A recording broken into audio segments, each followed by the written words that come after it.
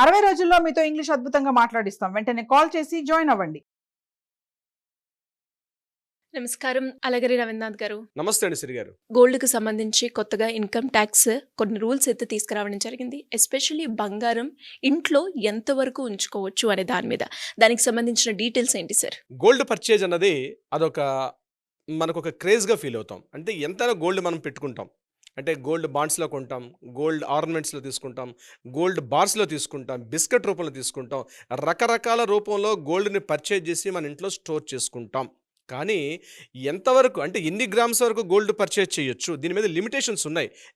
ఖచ్చితంగా 1961 income tax of rules gold సంబంధించి దీని మీద ఒక క్రైటీరియా ఉంది.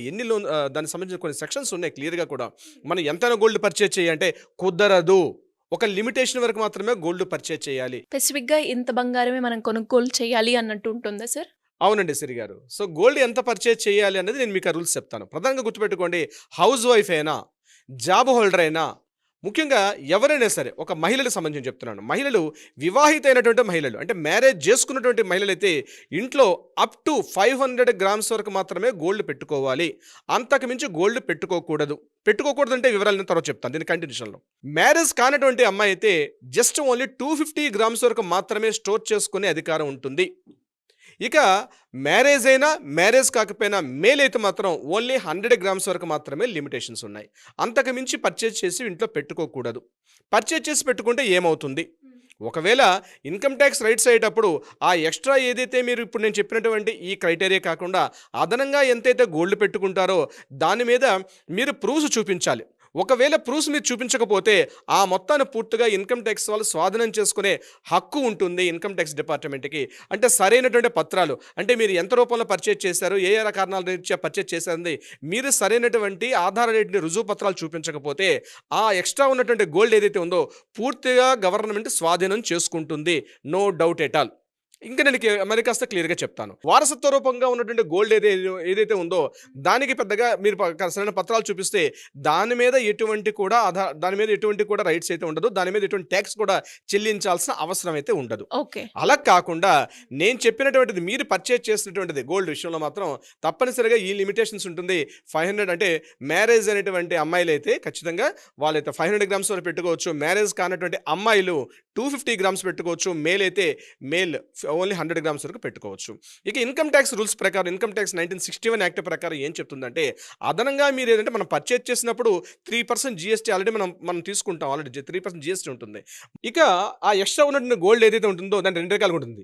ఎస్టీసీజీ అంటారు, అంటే short term capital gains tax అంటారు, long term capital gains tax అంటారు. Short term capital gains tax అంటే అప్ టు 3 ఇయర్స్లోగా మీరు ఆ గోల్డ్ పర్చేజ్ అంటే ఆ గోల్డ్ మీరు అమ్మినట్లయితే దాని మీద మీరు కొంత ట్యాక్స్ని చెల్లించాల్సి వస్తుంది.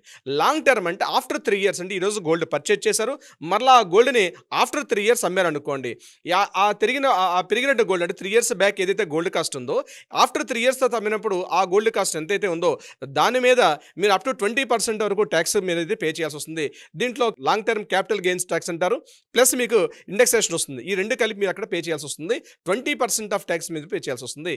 ఇది గోల్డ్కి సంబంధించి ఇన్కమ్ ట్యాక్స్ సంబంధించి. ఇక్కడ గవర్నమెంట్ ఇచ్చినటువంటి గోల్డ్ బాండ్స్ పర్చేజ్ చేస్తారు, ఎస్జీబీటీ అంటారు, అంటే సావరెన్ గోల్డ్ బాండ్స్ అంటారు. ఆ సావరెన్ గోల్డ్ బాండ్స్లో కూడా ఇదే రూల్ వర్తిస్తుంది. అంటే మీరు 3 ఇయర్స్ లోపల మీ దగ్గర ఉండే గోల్డ్ బాండ్ కానీ మీరు అమ్మేసుకున్నట్లయితే దాన్ని short term capital gains tax అంటారు. Short term capital gains tax ప్రకారం మీరు పే చేయాల్సి వస్తుంది. అట్లా కాకుండా మీరు ఆఫ్టర్ 3 ఇయర్స్ తర్వాత దాన్ని కానీ మీరు సేల్ చేసే ఉద్దేశం వచ్చేటప్పుడు దాని మీద 20% వరకు మీరు ట్యాక్స్ అనేది పే చేయాల్సి వస్తుంది. ఇది రూల్ ప్రకారంగా ఉన్నటువంటి గోల్డ్. అయితే ఇక్కడ మీరు ఏదైతే పర్చేజ్ చేస్తారో ఆ గోల్డ్ ఏదైతే ఉందో ప్రతి షాప్లో మీరు ఎప్పుడు పర్చేజ్ చేసినా ప్రతి బిల్లును కూడా కంపల్సరీ మీరు క్యారీ చేయాలి. గోల్డ్ ఎంత భద్రంగా అయితే మనం పెట్టుకుంటామో అంతే భద్రంగా మనం పర్చేజ్ చేసినటువంటి ఆ బిల్లును కూడా మనం క్యారీ ఫార్వర్డ్ చేయాలి. గోల్డ్ షాప్కి వెళ్ళి పర్చేజ్ చేస్తాం, పర్చేజ్ చేసేటప్పుడు మిగిలిన వస్తువులు ఏదో మొబైల్ కొనుక్కున్నట్టుగానో మరొకటి కొనుక్కున్నట్టుగా కాకుండా ఆ బిల్ అన్నది మీతో పాటు క్యారీ చేయాల్సిందే. బిల్లు లేకపోతే ఫ్యూచర్లో అసలు ఇబ్బందులు వచ్చే అవకాశం కూడా ఉంటుంది. ముఖ్యంగా ట్యాక్స్ ఫైలింగ్ అంటే వ్యక్తిగతంగా పర్సనల్ ట్యాక్స్ ఫైలింగ్ చేసేటప్పుడు కానీ ఇతరత్ర సంబంధించిన విషయాల్లో సడన్గా ఈ గోల్డ్ సంబంధించి ఏమైనా ఐటీ రైట్స్ కానీ ఇతరత్ర ఏమైనా సడన్గా వచ్చేటప్పుడు ఈ బిల్లు లేకపోతే చాలా ఇబ్బందులు ఎదుర్కొనే అవకాశం ఉంటుంది. కాబట్టి గోల్డ్ ఎంత అవసరంతో మనం పర్చేజ్ చేస్తామో అట్ ద సేమ్ టైం ఆ యొక్క రిసిట్ కూడా చాలా ఇంపార్టెంట్, అది గుర్తుపెట్టుకోవాలి. ఇక్కడ మళ్ళీ ఏం చెప్తున్నాయంటే ఒక రోజులో అప్ టు 2 lakhs వరకు మాత్రమే మనం గోల్డ్ పర్చేజ్ చేసే అవకాశం ఉంటుంది వితౌట్ పాన్ కార్డ్ లేకుండా. ఒక రోజులో 2 లక్షల రూపాయల వరకు వితౌట్ పాన్ కార్డ్ లేకుండా మనం గోల్డ్ పర్చేజ్ చేయొచ్చు. లేదు అబౌట్ 2 lakhs రూపీస్ మనం about 2 lakhs worth of gold purchase చేయాలంటే ఖచ్చితంగా మనకి దగ్గర పాన్ కార్డ్ అయితే ఖచ్చితంగా నమోదు చేయాలి. ఎప్పుడైతే మనం అబౌట్ 2 lakhs మనం పర్చేజ్ చేస్తామో అక్కడ మనకి ఐడెంటిఫికేషన్ వస్తుంది, మనం ఎంత గోల్డ్ పర్చేజ్ చేస్తున్నాం ఉంది ఆల్రెడీ రికార్డ్స్లో ఉంటుంది. ఇది గుర్తుపెట్టుకోవాల్సిన అవసరం ఉంది. సో ఇక్కడ గోల్డ్ పర్చేజ్ చేసేటప్పుడు మిగిలిన వస్తువులను పర్చేజ్ చేసినట్టు కాకుండా గోల్డ్ పర్చేజ్ చేస్తున్నప్పుడు మనం ఖచ్చితంగా కొన్ని రూల్స్ పెట్టుకోవాలి. ఎంత గోల్డ్ పర్చేజ్ చేస్తున్నాం, ఎవరికైనా ఇస్తున్నామా, ఒకవేళ ఎవరికైనా గిఫ్ట్ రూపంగా ఇస్తున్నామా, దానికి సంబంధించిన ఒక పత్రాలు కూడా పెట్టుకోవాల్సిన అవసరం ఉంటుంది. మీ ఇంట్లో ఎంత గోల్డ్ ఉంది ఆ గోల్డ్ను కూడా ఇప్పుడు గుర్తుపెట్టుకోండి. ఇప్పుడు నేను స్టార్టింగ్ ఈ వీడియో మొదట్లో నేను చెప్పినట్టుగా ఎంతవరకు గోల్డ్ ఉండాలో అంతవరకు గోల్డ్ పెట్టుకోవాలి తప్పించి అబౌవ్ గోల్డ్ ఉంటే తప్పనిసరిగా దానికి మీ దగ్గర ట్యాక్సెస్ పే చేయాలి. ఎంత ట్యాక్స్ ఉంటుందంటే అబౌట్ 20% ఆఫ్ ట్యాక్స్ పే చేసి మీరు ఆ గోల్డ్ పర్చేజ్ చేసి పెట్టుకోవచ్చు. అది ఎంత గోల్డ్ పర్చేజ్ చేస్తున్నా దాని మీద ట్యాక్స్ పర్చేజ్ చేసుకోవచ్చు. ఇప్పుడు నేను చెప్పినట్టు లిమిటేషన్స్ కాకుండా ఎక్స్ట్రా ఎంత పే చేసిన అంటే 1 గ్రామ్ ఎక్స్ట్రా పర్చేజ్ చేసినా దానికి కూడా మీరు ఖచ్చితంగా ట్యాక్స్ పే చేయాలి. ఇది కూడా ఏంటంటే ఎంత ట్యాక్స్ పే చేయాలన్నది ఇందాక నేను చెప్పినట్టుగా షార్ట్ టర్మ్ క్యాపిటల్ గెయిన్స్ ఉంటుంది. అంటే మనం ఏదైతే మనం ట్యాక్స్ ఫైల్ చేస్తామో మనకు ఒక లిమిటేషన్స్ ఉంటే దాని తగ్గట్టుగా అడ్జస్ట్మెంట్ అవుతుంది షార్ట్ టర్మ్ క్యాపిటల్ గెయిన్స్ ట్యాక్స్లో. అదే లాంగ్ టర్మ్ క్యాపిటల్ గెయిన్స్లో ఏమవుతుందంటే అక్కడ కూడా ఇదే రూల్స్ వర్తిస్తుంది. అట్ ద సేమ్ టైం మనకి ఇండెక్సేషన్ తాలూకా 10% కూడా మనకు వచ్చే అవకాశం కూడా ఉంటుంది. అంటే గోల్డ్ పర్చేజింగ్ అనేది మెయిన్గా గుర్తుపెట్టుకోవాల్సింది అంటే మిగిలిన వస్తువులు పర్చేజ్ చేసినట్టుగా కాకుండా ఖచ్చితంగా ఈ బేసిక్ రూల్స్ అనేది తెలియాలి. ఇక గోల్డ్ పర్చేజ్ చేసేటప్పుడు అది మనం బిస్కెట్ రూపంలో తీసుకున్నామా, బార్ రూపంలో తీసుకున్నామా, లేదా బాండ్స్ రూపంలో తీసుకున్నామా, ఆర్నమెంట్ రూపంలో తీసుకున్నామా, ఇవన్నీ కట్ చేసుకొని ఇవన్నీ కూడా కన్సిడర్ చేస్తారు. అంటే సార్ ఇక్కడ మళ్ళీ డౌట్ వస్తుంది, సార్ ఇక్కడ మేము గోల్డ్ బిస్కెట్ అయితే ఎంతైనా పెట్టుకోవచ్చా, ఆర్నమెంట్గా రూల్స్ వర్తిస్తాయని కాదు.